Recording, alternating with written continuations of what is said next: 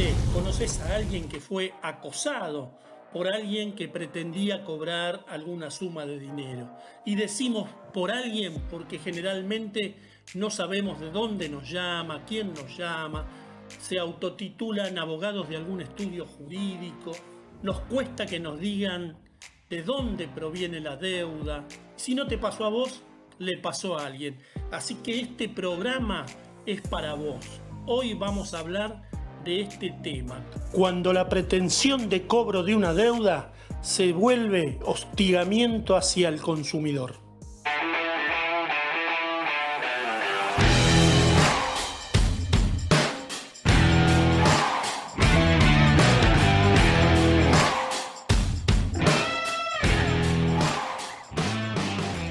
A muchos nos ha pasado, incluso todos tenemos cuanto menos un conocido que nos ha preguntado qué hacer porque reciben llamadas permanentemente, a veces con una persona que los escucha del otro lado, pero otras veces con grabaciones que le exigen que pague sumas de dinero y no le explican de dónde viene la obligación de ellos de pagar esa suma de dinero.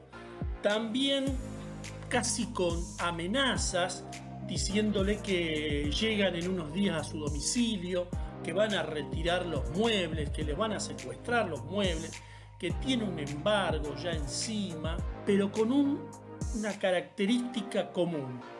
Nunca les dicen, nunca, de dónde proviene esa deuda, cuál es el monto real, a quién se la deben, desde cuándo, por qué.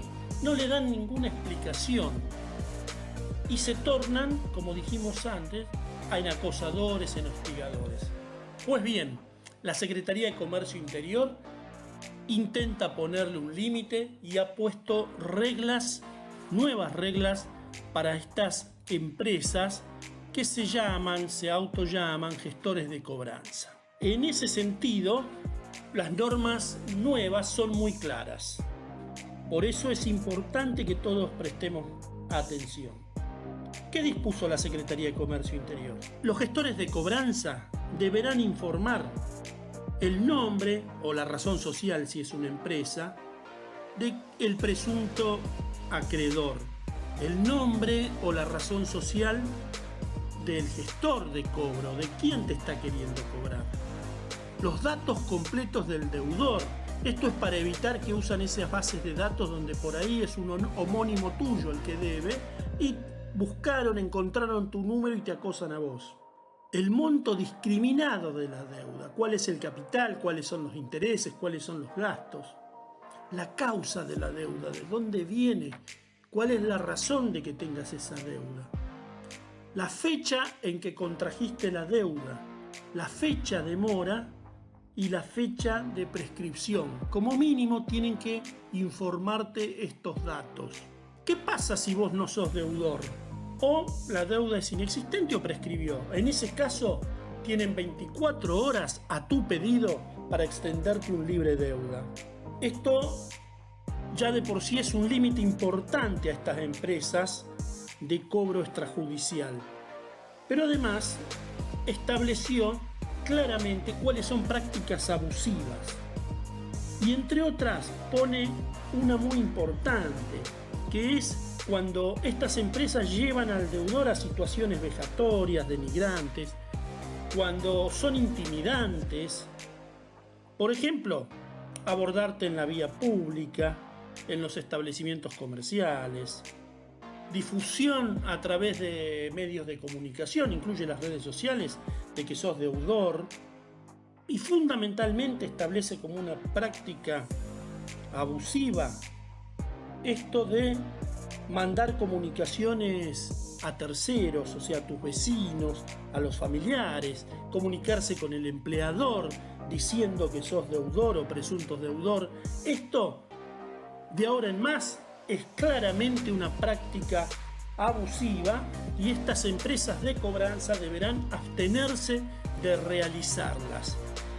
Lo estábamos esperando porque realmente mucha gente suele ser acosada por estos temas y a veces ni siquiera saben, imaginan de por qué deben, de dónde surgió. Bueno, ahora van a tener que cumplir esta reglamentación. Además, la Secretaría de Comercio dispuso algunas otras medidas muy interesantes. Una fundamental es que se deberán habilitar líneas telefónicas gratuitas y una casilla de correo también para comunicarte con vos. El horario de atención de estas líneas telefónicas tiene que ser el mismo que el presencial. Y vos podés optar entre ser atendido por los sistemas electrónicos digitales que hoy están tan en boga, o por una persona humana, dice la resolución. Claro, basta de hablar con máquinas que no pueden dar una respuesta. Si estás fuera del catálogo de las 4, 5 o 6 opciones que te da la computadora, podés vivir dando vueltas por los teléfonos que no vas a encontrar respuesta. Por eso ahora la resolución le exige que una persona deba atenderte y que vos podés optar porque te atienda una persona. Claro que mientras esperás que te atienda esa persona, tienen que evitar hacerte promociones, es decir, tratar de venderte nuevas cosas y tratar de acortar el tiempo lo máximo posible en el que deban atenderte. Esto era muy importante. Tal vez algunos tuvieron suerte y no tuvieron que hacer reclamos, pero les aseguro que es una queja recurrente el que no se encuentran alguien que les responda, que solo sea una máquina, que solo sea una inteligencia artificial, como le dicen ahora, que será muy artificial, pero de inteligencia para resolver problemas generalmente tiene poco. Para presentar quejas también se deben admitir los reclamos vía telefónica, así como por medios digitales. Y deberán enviarte un correo con el número de gestión. Si vos haces una consulta, tienen 3 días hábiles para responderte. Pero si haces una queja o un reclamo, tienen hasta 10 días hábiles. Pero en el mientras tanto, no podrán interrumpir el servicio. Es decir, si ellos no te responden, no pueden interrumpir el servicio que vos por el cual estás presentando la queja, el reclamo. Y por supuesto deberán responderte por un correo electrónico, pero si vos lo autorizaste. O sea, expresamente te van a preguntar, seguramente, cuál es su correo electrónico para responderle y si aceptás o no.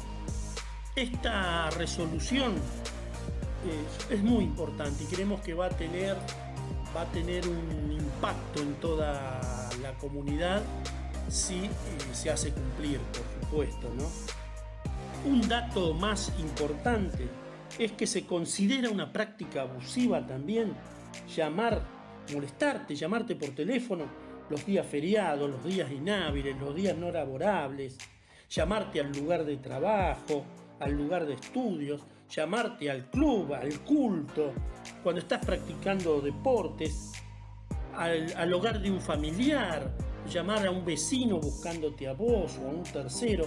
Todo esto es considerado una práctica abusiva y como tal, si cometen o si realizan estos actos, son pasibles de las sanciones previstas en la Ley de Defensa del Consumidor.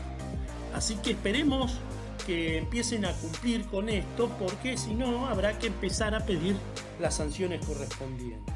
La resolución, como dato de color, exige que capaciten al personal para atender a la gente y que haya un sistema de auditorías una vez al año por lo menos, para que se establezca cómo son los niveles de atención y de satisfacción del cliente ante esta nueva resolución.